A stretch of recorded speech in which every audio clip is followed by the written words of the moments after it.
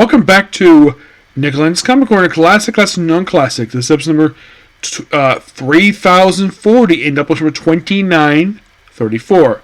First up we have to talk about is The Flash Silver Age Omnibus and issue 200 along with JSA All-Stars Volume 2 Glory Days. Now with The Flash Silver Age Omnibus, this book can collect issues 164 and 199, but I'm only discussing issues 185 to 186 and 188 through 199. Yep.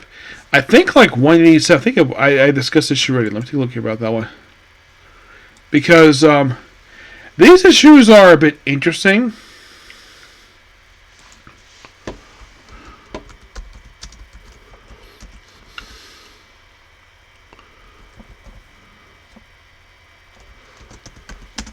Because we're pretty much at the almost the very tail end of the Silver Age when it comes to the Flash. So, okay, 187. Okay, there's a reason why I'm skipping this book, and the reason, it's a reprint. That's pretty much the reason why. I think this was the second reprint the book had at this point in time. Yes. So, in the opening issue is the threat of high-rise buildings. It's a weird sci-fi story where basically Iris and Barry go to Paris for an issue. The book is written by Frank Rubens. You're thinking, wait, that name sounds familiar. Did he create a Batman character? He did. He basically co-created the character Man-Bat, despite Neil Adams telling me that he was exclusively the one who created Man-Bat. It's been a confusing story with this one. I've heard conflicting stuff related to Man-Bat. Of course, according to Neil Adams, what he told me this about Man-Bat, because I had asked him, then why in the world is Frank Rubens basically is given co-credit for this character? He told me he didn't have any idea why in the world that was. Of course, Frank Rubens is a fantastic writer, and this guy also helped basically get Batman out of the goofiness that was the late Silver Age. The book is also drawn by Russ Audru, which I believe this guy also did some Spider-Man work. He passed away the same year as Jack Kirby, believe it or not. Yes. Yeah. So, Russ Audru did some work for Action Comics, All-American Man of War. Most of them are decent. Basically, he had a very lengthy run of Flash that ended with issue 194, but came back for one-off issue for 214. But yeah, a lot of these issues basically are his issues that he worked on. Russ Audru is a fantastic artist. It's a bit sci-fi goofiness here.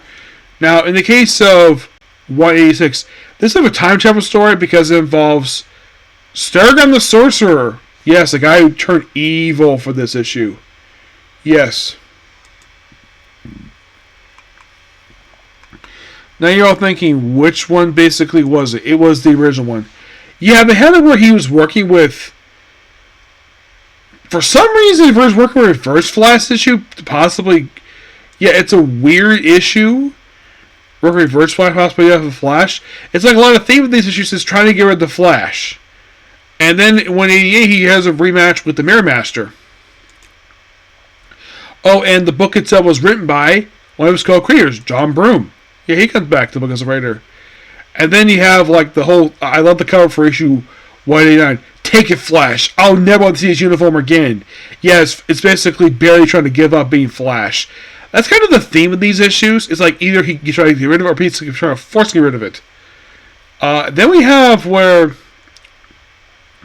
Now, 190, for some reason, they decided to do a Becca feature for this book. Yes, they have this original character, Dexter Mills, who was the curator of the Flash Museum. Yeah, he's here for an issue. It's all about stuff related to him. I like this character. Like, the guy had been a regular character a lot throughout the first volume of Flash. Volume 2, he didn't do much. Well, there's kind of a reason for that, because he was based in Central City, while he was based in Keystone City.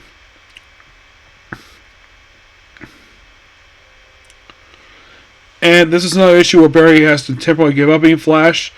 Now, does John Romita does Beckham story? He does. It's the same creation as Beckham story. For when Barry has disappeared. And also, Hal Jordan is this issue. Yes, one of the few times we actually have Hal Jordan here. He also appears in issue 200 as well. Yeah, it's a really cool issue involving Flash deal with some aliens. And then 182 is like, oh, did they Flash fail? It's like, oh, he failed to save a submarine. And it's a standalone. It's basically also Robert Kanigher doing the writing for this issue. Like, yes, it doesn't feel like what he was doing over in the pages Wonder Woman. They're completely different. Now, 183 is a Captain Cold issue, of course. Mm-hmm.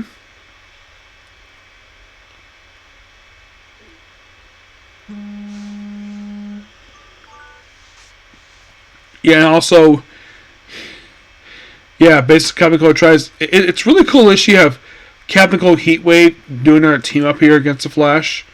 193, and then 184 is like, oh, attempted wedding of the Flash. Like, basically what they do with Brides, and the backup story is, for some reason, Flash became a place to print reprint stories. Yes, like the first one is now. And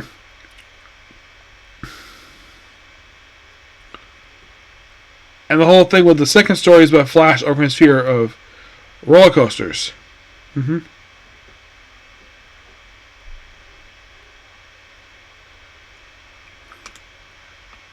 Well, the opening story is basically Flash dealing with some one-shot villain.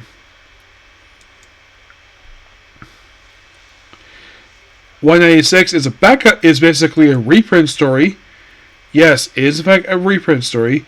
Why in the world we had to have another one? I have no idea why. It's just basically that's the way it is. Mm-hmm.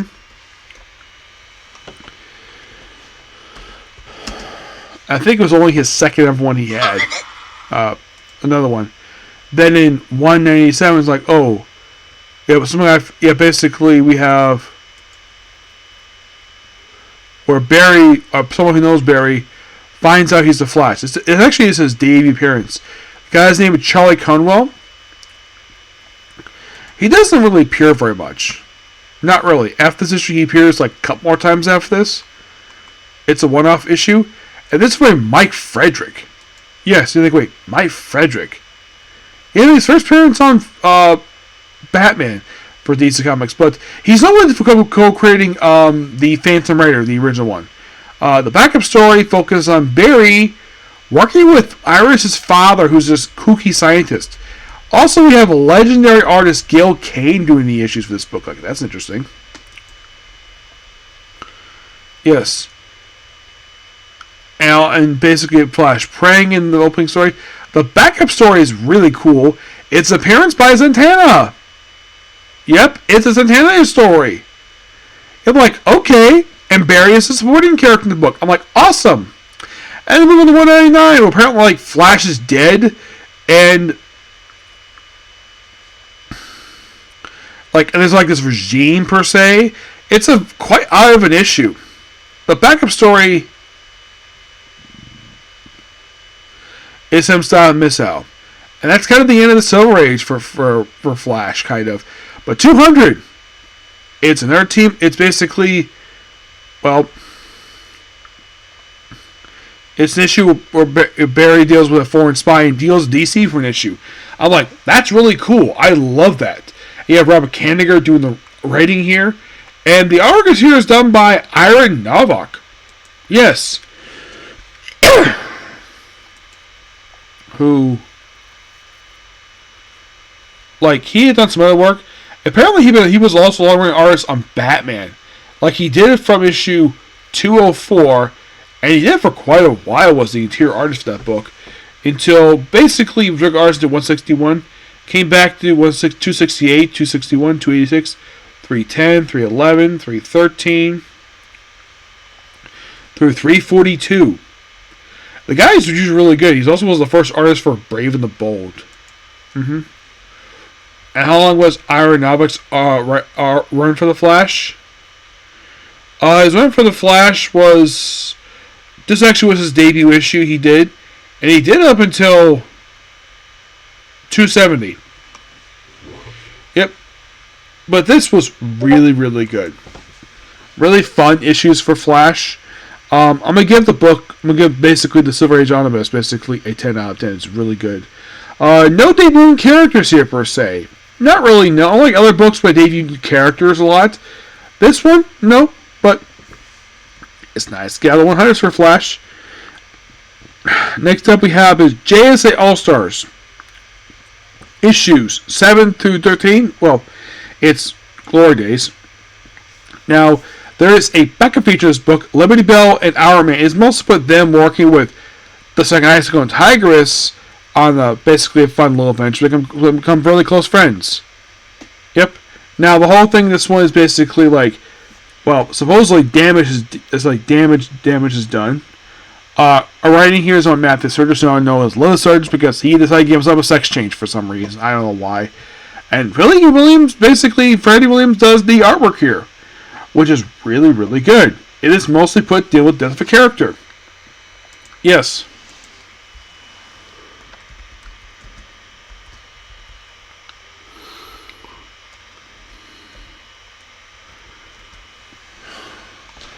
And it's deal with the character of Damage. Heck, even Freddie Williams basically makes a cameo in this issue. In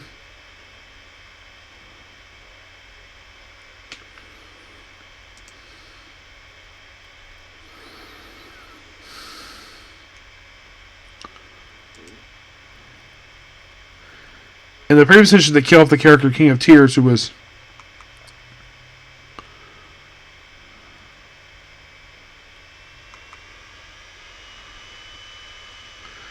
does Damage go back? Oh yeah, he does. And it doesn't relate too much basically with him being gone. Plus, the cover for the trade comes from issue number 8. And Brainwave comes back. Yeah, Brainwave comes back in the book.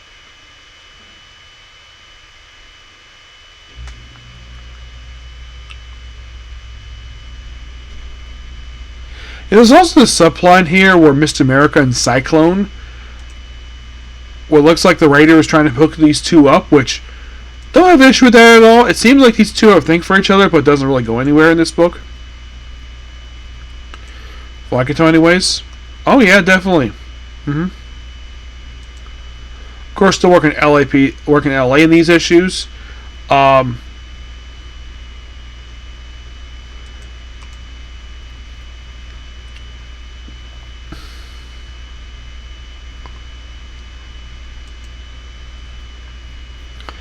Yeah, as for Jason All-Stars, after issue 11, this actually was his last appearance in the book. Like, he came in the book issue 8, and he's here in issue 11 as like an ally. Never officially joined the team. Never did. There's also this AI named Roxy, who been appearing in the book since issue 2. And she mostly is a recurring character for this book. She's here until mostly the final issue of the book.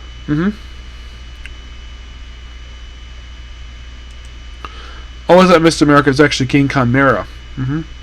Yes, for some reason, he basically wants to date Cyclone. His father is known as the King, an old character who debuted in the Golden Age. Yeah.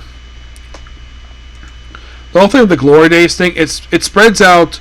It starts issue 10. Yes. With the Gods of Yzma basically appearing here. It's a quick two-parter with this one. Yes. And then, of course, basically, like, right after this two-parter wraps up, then for the last 2 issues, focus on Cyclone. It's all about lots of clones of Cyclone. Yep, that's literally what the plot is for the next 2 issues. All about Cyclone.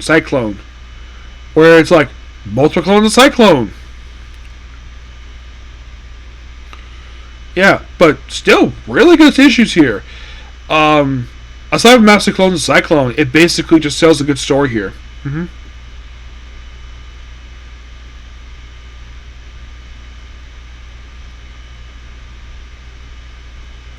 it also looks like that King Chimera kisses Maxine. Okay, Cyclone. Pretty Girl. Yes, Wade himself did a great job, basically help creating the writing for this character. Alex Ross's design is amazing.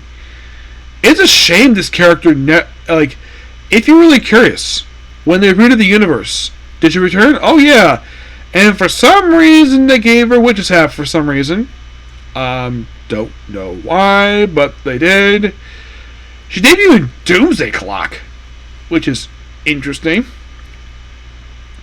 Yeah, she hasn't really done all that much at all.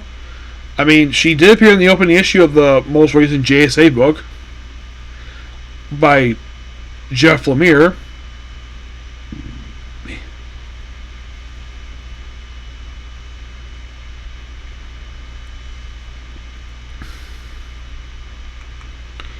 But yeah, still good stuff here when it comes to Doomsday Clock. I enjoy this book.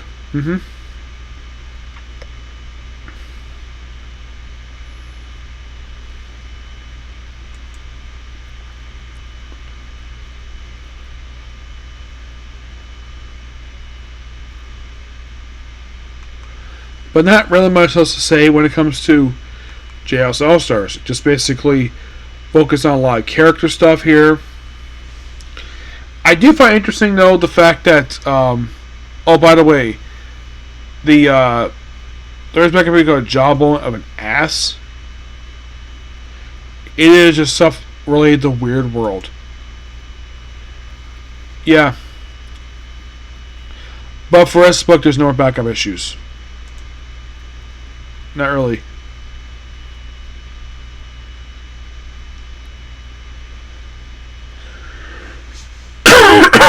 Yep.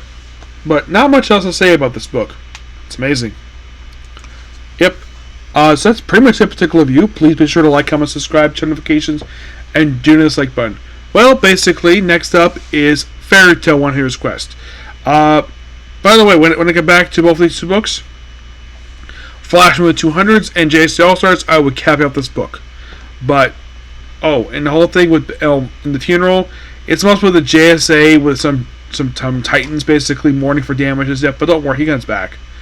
I love, like, all the stuff that basically they do here with like, all the girls, they get plenty to do these issues. Power Girl get to do a lot, but she's practically the lead of this team. Yes. Now, the whole thing with basically, like, the whole purpose of the team is that the reason why this team existed was pretty much because it was all disagreement over Mogog. So, then they proceeded to split the team in half.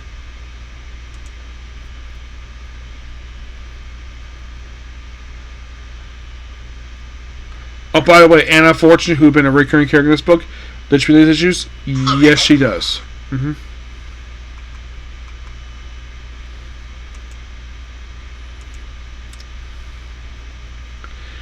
Yeah, and also, their base is a ranch owned by Power Girl, which pretty much appears in all the issues. Yep. But yeah, when I come back to the book, like I said, we'll come back to these books. Eventually, it won't be next comic quarter per se. No, it's going to be something else. It's going to be another DC book. But when I come back to both these books, Flash is going to get a little bit more, while in the case is the All-Stars, it's going to be wrapping up. But what's also going to place this book? I'm not sure yet, per se. I haven't decided yet. I'll think of something. So, Flash, I don't know what to replace it with yet, but I'll think of something. Yep. But yeah, this week, like I said, pretty much a particular review. Please be sure to like, comment, subscribe, turn notifications, and do the select button. Well, next up, basically, I said it's going to be Fairy Tail One Hero's Quest, and then that comic corner, and then it's another case closed. Okay, next view. Bye.